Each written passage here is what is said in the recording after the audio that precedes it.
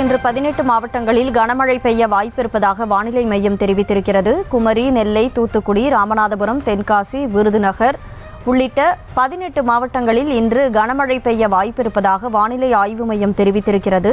அந்த அண்மை செய்தியை பார்த்துக் கொண்டிருக்கிறோம். கூடுதல் விவரங்களோடு செய்தியாளர் வெங்கட் இணைப்பில் இருக்கிறார். வெங்கட், வணக்கம். எந்த 18 மாவட்டங்களில் கனமழை பெய்ய வாய்ப்பிருக்கு? முழு விவரம். வணக்கம் கனிமொழி. மன்னார் வளைகுடா மற்றும் அதனை ஒட்டிய இலங்கை கடலோர பகுதிகளின் மேல் ஒரு வளிமண்டல கீழடுக்கு சுழற்சி நிலவி வருவதன் காரணமாக தமிழகத்தில் இன்று 18 மாவட்டங்களுக்கு கனமழைக்கான எச்சரிக்கையை சென்னை வானிலை ஆய்வு மையம் தெரிவித்திருக்கிறது. தமிழகத்தில் இன்று முதல் அடுத்து வரக்கூடிய ஒரு வாரத்திற்கு மிதமான மழை வாய்ப்பிருப்பதாகவும் சென்னை வானிலை ஆய்வு மையம் தெரிவித்திருக்கிறது.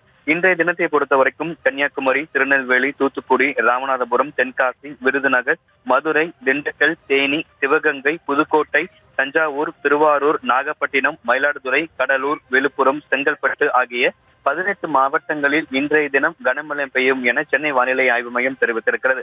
சென்னையை பொறுத்தவரைக்கும் அடுத்த 48 மணி நேரத்திற்கு வானம் மேகமூட்டத்துடன் காணப்படும் எனவும் நகரின் ஒரு சில பகுதிகளில் மாலை மற்றும் இரவு நேரங்களில் இடி மின்னலுடன் கூடிய லேசான முதல் மிதமான மழை பெய்ய வாய்ப்பிருப்பதாக சென்னை வானிலை ஆய்வு மையம் தெரிவித்திருக்கிறது.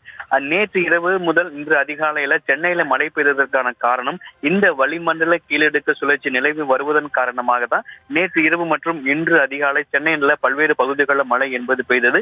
கடந்த மாதம் வடகிழக்கு பருவமழை தமிழகத்துக்கு தொடங்கியிருந்தாலும் கூட தற்பொழுது வரை இந்த வடகிழக்கு பருவமழை என்பது தீவிரம் அடையாத நிலையில் இன்று 18 மாவட்டங்களுக்கு கனமழைக்கான எச்சரிக்கையை சென்னை வானிலை ஆய்வு மையம் தெரிவித்திருக்கிறார்கள். விவரங்களுக்கு நன்றி வெங்கட்.